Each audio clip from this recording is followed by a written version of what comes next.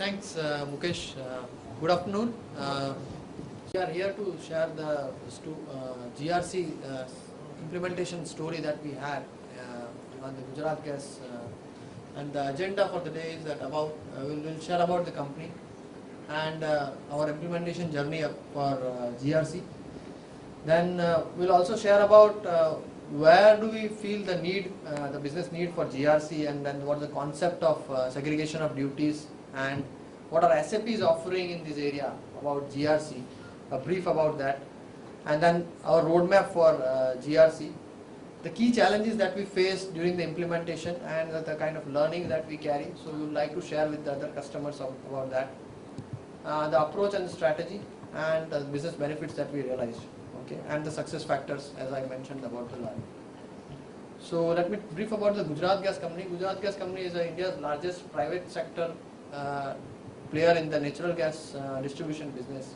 Okay, we are the pioneer in the natural gas distribution business since 1989. Okay, we've started our operations in 1991. Okay, and almost about to complete 25 years of natural gas distribution, first in India. BG Group acquired Gujarat Gas Company stake in 1997, and with 65% of stake, they are the controlling stakeholder in the company. We have operations in South Gujarat region in the district of Surat and Bharuch, with more than 3.5 lakh domestic customers, commercial industrial customers, okay, and more than 175,000 vehicles converted as on date, which are on the CNG. So those who don't know about PNG, it's pipeline natural gas. We distribute the gas to the customers and customers who are the household customers, the restaurants, malls, the theaters, who run their AC, their generators on the gas. Okay, CNG is well known, so it's a compressed natural gas, and that's used for the vehicle fuel. That's an alternate fuel.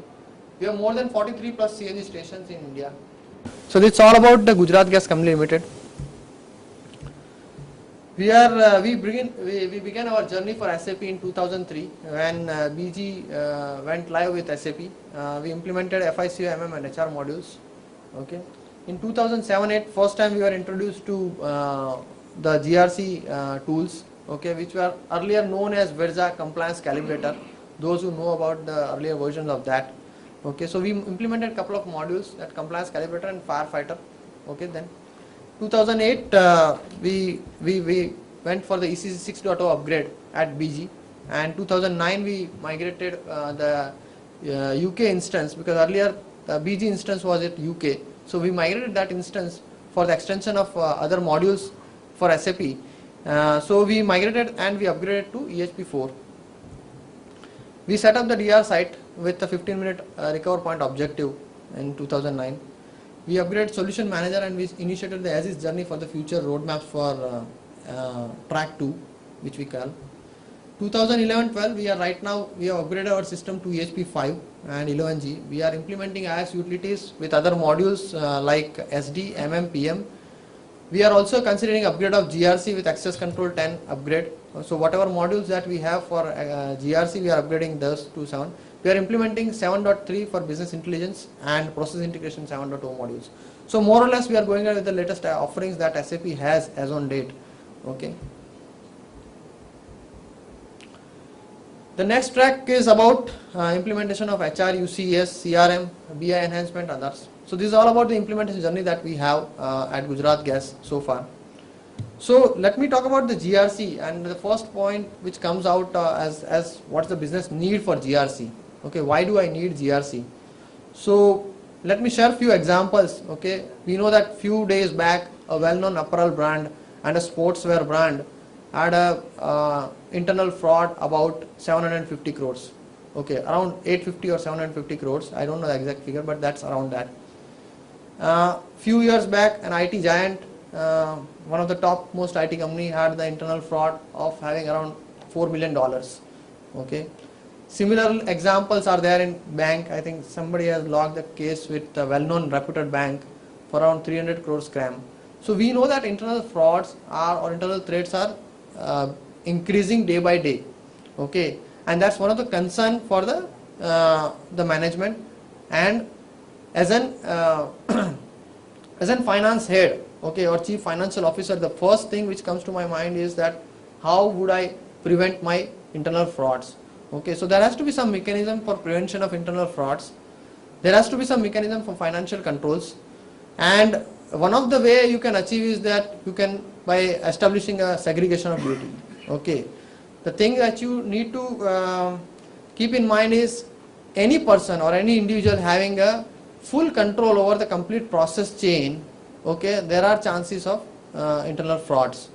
Okay, so the second aspect is you should have access on need to know basis. Okay, now this is something who implemented ISO 27001 knows it very well. Okay, I should have access what I am authorized to, or what should I authorize for. Okay, for example, even a single maybe we have heard about the scams for customers sharing their credit card information. Okay, or even a smallest information like customer number, name, address and mobile number that can be used anywhere. So even a trivial information, trivial data within the system or any SAP system is very crucial. Okay, it can be used anywhere across the globe, and it can be used for multiple purposes. So the access should be on need to know basis. We need to put in controls in place to ensure that no user is circumventing the controls. So we should have the monitoring capabilities and the reporting capabilities when the user tries to circumvent the control. We should have proper audit trails and log review. As I mentioned, the monitoring controls are not only enough, you should also do the forensic analysis at times when it requires the suspicious activities. So these are some of the business needs for which you need for access control or SOD. Okay. Those who don't know about SOD, SOD is a separation, or it's known as segregation of duties, which is separation of incompatible duties. Okay, which means that you divide your duties at a unit level, okay, and give an access to authorized persons. It used to prevent the errors or fraud. See, it need not be every time the fraud, internal fraud. It can be unintentional errors at time. A person who is having a complete control over the process might unintentionally do something which is not considered as legal. Okay, you need to have something for timely detection of errors. So segregation of duty helps you to detect the errors in a timely manner. Basically, it improves the overall process control or overall IT controls for this thing, for the SAP. Some of the examples can be like PR creation and PR release authority having by the same person. So if a single person is having PR create, and he can also release a PR, he can create suspicious or maybe fake PRs, and he can release on his own, which can go for the further processing. Similarly, GL master and posting access. Okay, I can create the GL, fictitious GL, and I can post the entries in the books of account. So these are some of the things where SOD comes into the rescue. This was just we discussed that maintain GL master account, post journal entry can result into fictitious GL account and generate the journal activity or hide the activities. So this is one of the risks that an organization carries. Okay, now if my organization is having a person who is having both these access, like he can create GL master record also, or maintain GL master record also, and he can post the entry, then this is a risk which I am running. Okay, it's just an example shown in the SAP authorization way. Okay, so maybe a T code with FB50 and he is having both these authorization, he can get the fraudulent activities. We will not get into these details.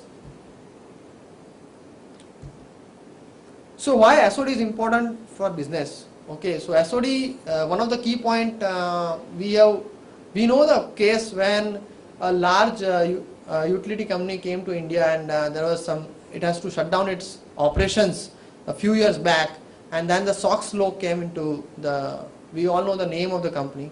Okay, so the Sarbanes-Oxley law which came, which is more like a maker-checker concept, which enforces a maker-checker concept. So it's basically used for the regulatory compliance. All the big companies are required to have a regulatory compliance. It also ensures the data security management. Okay, so there are certain privacy laws which you need to prevent. Like we are every now and then we are hearing that some or other sites are being like Google or Facebook or any other sites. We have seen that they are struggling with the privacy laws. There are a lot of cases going on. There are security violations. So as I mentioned in the earlier case that people can share the credit card data, credit card information, mobile numbers, customer numbers, like that. Also, it increases the awareness within business. Sorry. Okay, it establishes the financial controls, okay, which are required by the organization. It can also gain a confidence, because personally, I mean, I have experienced that when you have an SOD established in the organization, the auditors have much more reliance on your processes and on your controls, rather than if something is open for all. Okay, we have seen that a big IT giant had cooked this book for years, okay, and then this thing. So these things are bound to happen when a person is having a full control over the complete process. Okay, it also controls the implementation of ERP. Okay, now it gets the ERP things first time right. Okay, many people may not be. Other things, other advantage are clearly, you can say that it's a tangible advantage, but intangible advantage is also about the implementation of ERP is much more smoother when you go for SOD implementation. What is SAP is offering in this area is SAP is offering access control, process control, risk management, EHS and GTS. Okay, so these are the 5 modules which SAP has come up with, which are GRC modules. Okay, access control, as it mentions, it is used for managing your user authorization. Okay, monitoring the audit trail, log, super user privilege, access management, the roles management.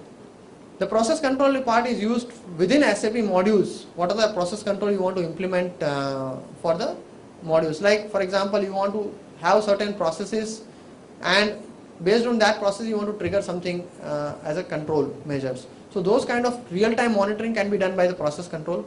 Risk management offers the organization-wide risk management capabilities. It can track the project-wise as well as it can roll up to the organization-wide risk management. So a lot of organizations, including Gujarat Gas, are very much aware of the risk management, and we do it on a regularly basis. EHS is something, as its name suggests, it's for environment, health and safety. It's used for the compliance perspective. Okay, so a lot of organizations are required to fulfill the compliance, regulatory compliance or the statutory compliance on the EHS part. GTS is Global Trade Services. Okay, and there is another like Nota Fiscal, which is very much Brazil specific, and nothing to do with India, but there is a taxation for Brazil, which is Nota Fiscal.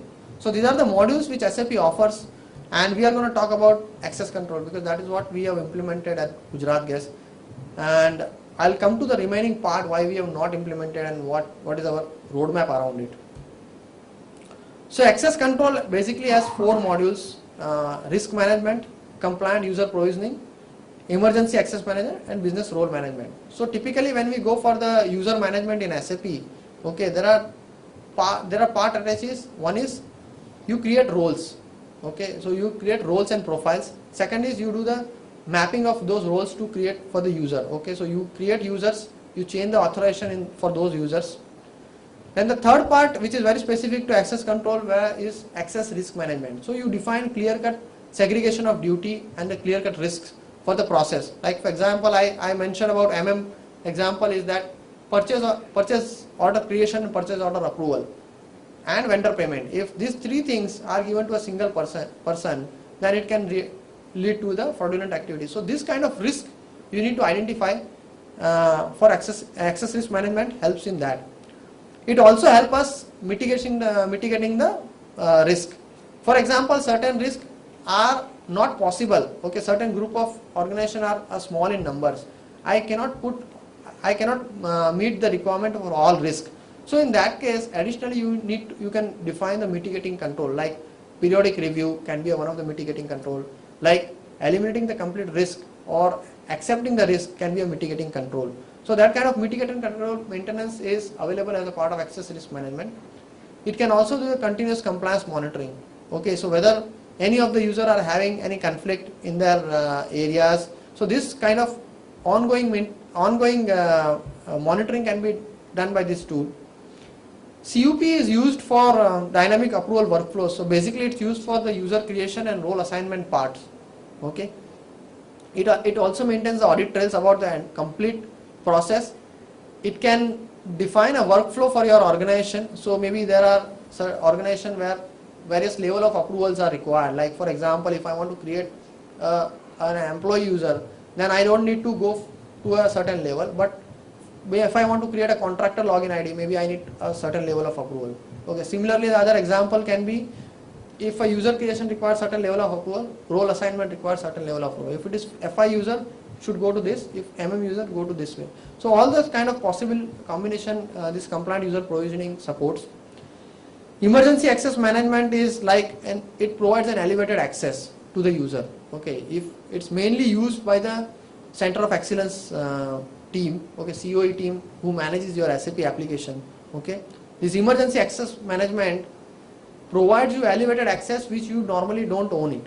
Okay. So you log in as a firefighter or log in as a super user. Okay. And the entire set of activities, whatever you do within SAP screens, everything is recorded. So there is an additional control. Whatever I do is recorded, and then its log monitoring facility is available. Business role management, as its name suggests, the BRM is one of the exciting feature of this access control 10.0. Okay, so it again, just like the user provisioning, it also you can create the roles. Okay, you can centrally flush the roles to the all the entire SAP landscape. Okay, so that part is managed by the business role management.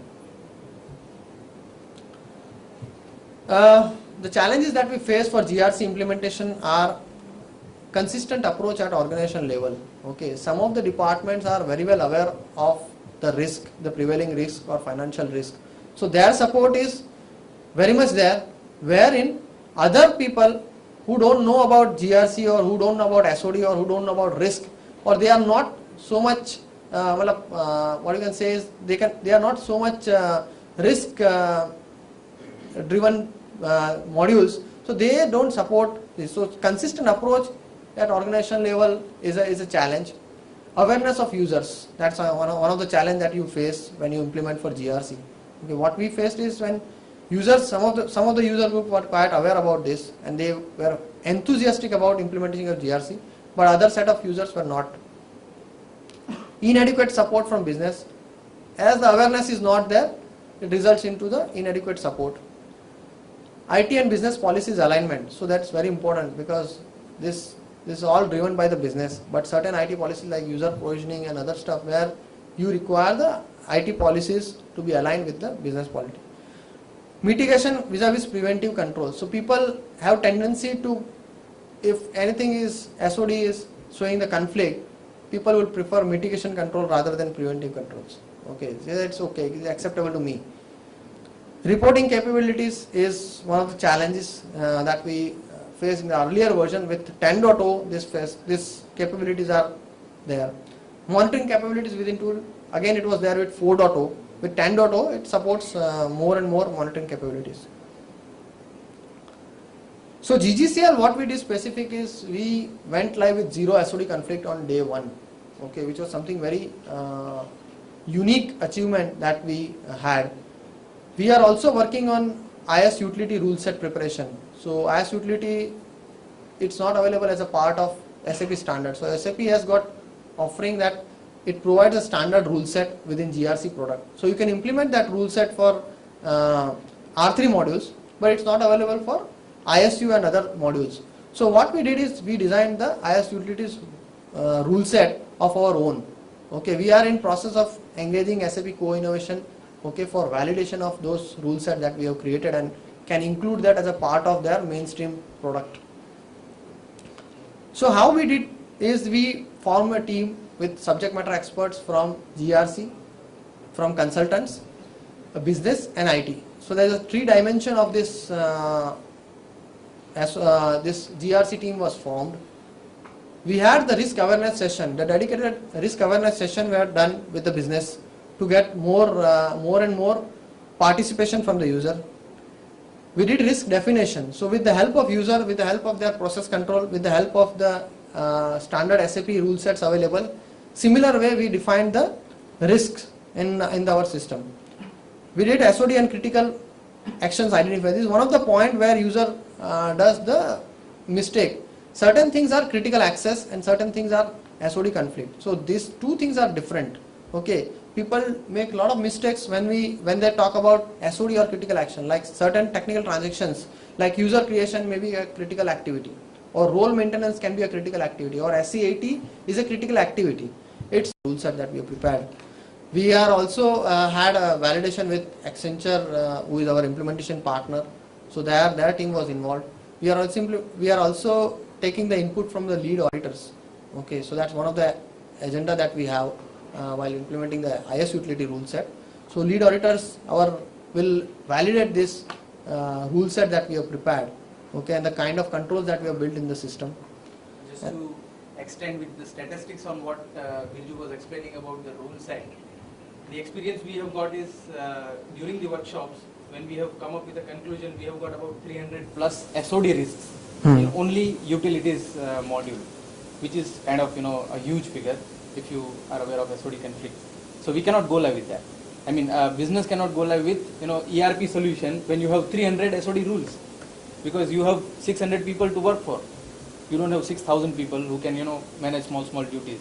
So here we have to be very cautious, and we have to see what is exactly applicable to our business with respect to SOD. And the appreciation from business can only come from the CFO's office, because CFO is the owner of rule set, who actually manage the audit. So for a limited companies, it is very important to go live with solutions like GRC, especially with where there is no standard solution available. Because when we come to SAP, if there is a standard solution available, the tendency is to go to the standard solutions. So here, because we don't have any standard solutions, we have to go for this rule set development, and this is what the story we want to share. That when we build rule sets, we have to be very cautious. And when we talk to SAP, there is a very important thing they share always, that the rule set which SAP has developed is a result of more than 1 lakh man hours. The top consultants who are in the big fours, who has been consulted, and this is a product which is very unique. So if you consider in terms of delivery or value which SAP adds on with GRC, especially with the standard rule sets, that's very unique. So that's the small statistics that we wanted to share apart from the definition how we build the rule sets. Thanks, Jatin. So this is a strategy which is very much like you define your rules and policy, and you align with your organizational process. You do the enforcement of those policies, implement the mitigation control, and then monitoring and governance. This is very well known and a proven methodology for defining the segregation of duties components. The approach that we took, as Jatin mentioned, is we had a standard SAP rule set for existing systems.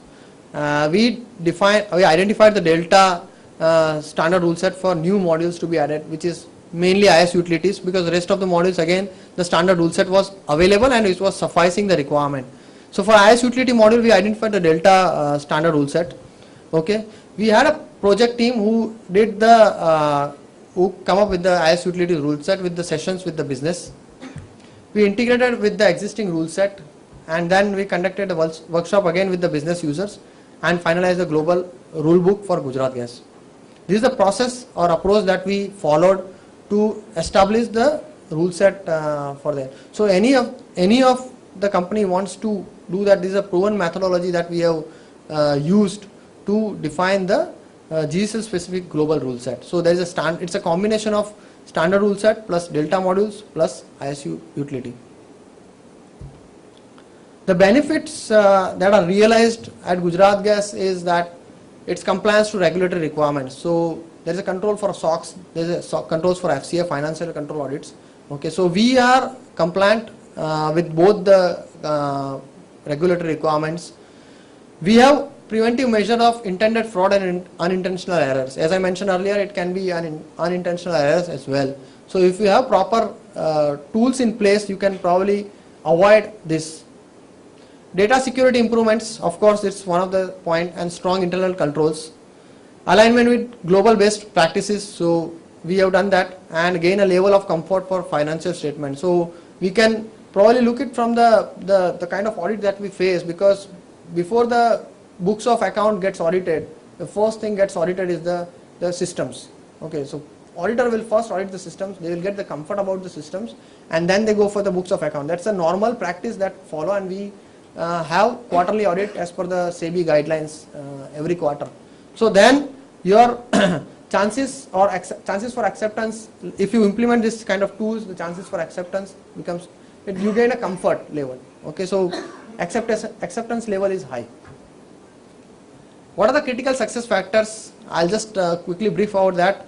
Engaging business with IT team. Okay, so that's one of the critical success factors. It cannot be driven only by IT. Business has to be there as a part of partner. Okay, business is a partner, and we can use SMEs or consultants for this. Top executive management support is must. Okay, it cannot run on its own. It has to be with executive management support. Okay, resources. So quality resources is must. You have to have some subject matter experts involved to define this or to implement these tools. Avoid the big bang. As I was mentioning earlier, that we have just gone for access control and not gone for risk control or process control. The only reason is because you take one step at a time. Okay, so go for access control or go for the best appropriate module that is for your organization. Then implement, sustain, implement, and then go do the step up. Okay, so that's the strategy you should follow, because big bang, if you try to implement all three modules together, maybe it's a risky proposition. Installation versus integration. So this is one of the point that is a critical success factor, because GRC installation doesn't work at all. You have to integrate with the main products. So it has to integrate with ERP, it has to integrate with BI, it has to integrate with other periphery systems. If you don't integrate and just keep it installed and keep it for the specific user community, it will not work. The last point is embed the solution in the organization. So till now it has experienced that it is not considered, it is considered as a step baby. Okay, so when you have R3 modules or EC 6.0 or the kind of IS modules, the kind of weightage that they get, GRC is not the module which gets a similar weightage. But looking at the benefits that an organization realizes, I think it should get the weightage that it's due for. This is a roadmap for Gujarat Gas. We implemented GRC modules in 2007, and we went live in 2009 again with the same set of rule sets, which was Versa 4.0. We upgraded rule set meanwhile. So although we did not upgrade the product, we upgraded the rule set. Right now we are upgrading it to GRC Access Control 10.0. We are all set to go live in October 2012. And we have created a customized rule set for IS utility modules. We have extension of standard rule set for R3 modules, which we are implementing as a part of this track. In the next track, we are implementing the further modules. So right now we are going ahead with the same set of modules like access risk management and business and the super user privilege management. We will be implementing compliant user provisioning and BRM in the next phases. We are also going ahead with other modules in 2013-14 with the process control and risk management process. So this is how we are going to implement. Any questions you have, we will be more than happy to answer. Yeah. How many users you are supporting with this, and what was the time frame for implementation? I know you said it will probably go live in October. So from where you have been started working on this? So I want to understand the project timelines, the project team size, and number of users you are supporting. See, project timelines actually, it's a good question. Project timelines defines the largest implementation module, okay, which is IS utility for us. Okay, so we thought of because GRC implementation is not that lengthy implementation. Okay, you can go live with GRC in a short span. Maybe if you go with a standard rule set, I would say it's less than maybe 4 to 5 months. Okay, but here what we had is IS utility implementation. We had some other modules like plant maintenance, SD, and it was a sort of a big implementation. So it took around 18 months of cycle. Okay, so that's where. And GRC we have just recently started from February onwards, and will go live in October. So in less than 7-8 months, we'll go live with GRC 10.0. So It is also team size? Team size is around, we are 3 people from the GRC team, and around 6 to 8 people from the business. Apart from that, it is. Sorry? How many users? Users will be around 300 to 350 users. And apart from, see, the number of months for implementation, it is also important that how your ERP is implemented. Because when it comes to role cleansing, the time, this has to be proportion to the kind of authorizations that has been implemented. So for us, the case was different because we have gone live with zero SOD conflict. In our previous ERP implementations, the time was very small in terms of implementing ERP modules. But it comes to when it comes to utilities, the first utilities has to be implemented. It has to be in a test round. Then we can think about authorizations and GRC implementation. Do you have any non-SAP solution? Yes. Yes. Was the access control or SOD extended to the non-SAP solution also? And if not, can it be done? Did you ever think about it? And if you thought about it, what stopped you from extending GRC to that non-SAP solution? See, as far as I know, you cannot extend it for non-SAP products, these GRC modules. It is only for SAP products. Okay. I was talking to identity management and other stalls outside this forum. They said that they have something for that in that area. In Okay. fact, So they can help you there in authorization management or identity management, and they can also do the. See, it's not about the SOD only. It's about the user provisioning and the role access management. So there are identity management and there is a product which can help you there, okay, but not in the SOD conflict.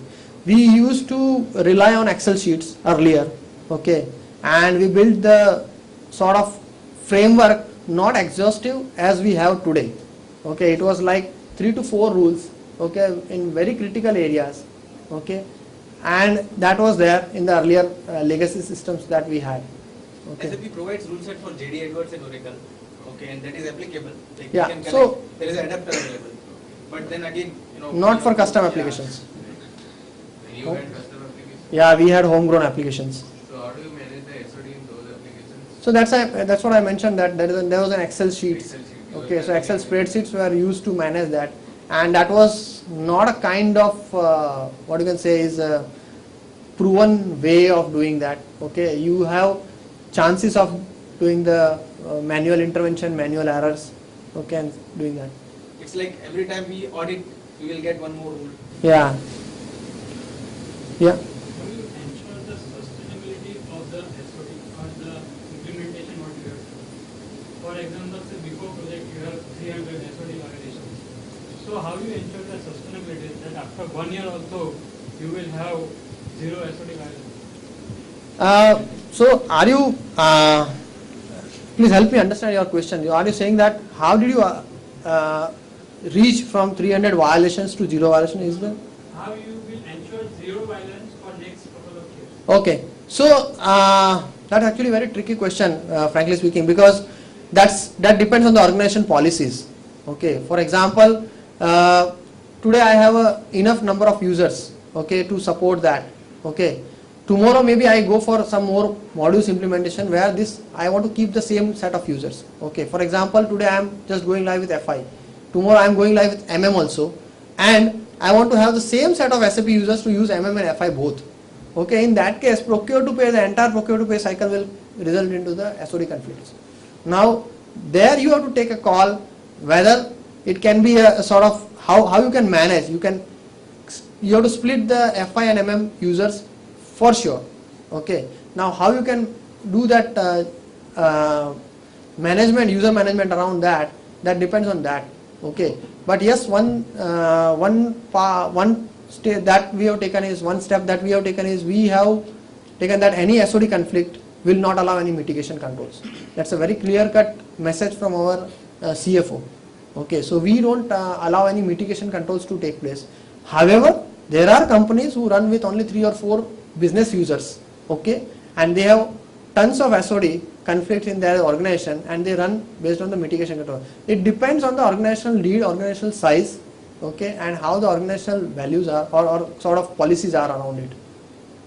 So there is no clear-cut answer for that. But the way we grow, see, it typically takes time to settle your ERP application, which is true now, and the users are also aware that they are authorized to do a specific job role. That's very important.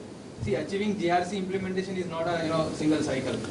It has to start from authorizations where we define the job roles very clearly, and the job role should be, a SOD free role. If that is achieved, I think we can achieve implementation of GRC very quickly. Yeah, and one thing we need to keep in mind is this is just a tool, okay, and this is not the end result. Okay, the end result is I want to prevent the internal frauds or unintentional errors. So I want to define my authorization accordingly. I want to define my organization policies accordingly. Okay, so GRC or access control suite or process control or risk management suite provides you a tool, okay, to carry out that task, but that's not the end result. It's how you configure and how you manage it post go live. So How frequently the SOD violations are reviewed or reported? yeah, that again depends on the organization policy. The CUP or the access risk management provides you an facility whereby you can enforce the authorization review at a certain frequency. You can define the frequency in days, months. So we do it typically every 6 months as per the FCA controls that we have defined. So financial control enforces us to do the authorization review every 6 months. But you can define it in ARM. We are also reviewing it monthly for the COE team. Yeah. Which is kind So of we have privileged- defined privileged one team. privileged users and one is a normal user. So normal user 6 months and privileged user a monthly basis, which is for any organization it is small in numbers. We have around 10 to 12 IDs, so it is manageable to review. So any further questions? Okay, so thank you very much. Thank you. Thanks a lot.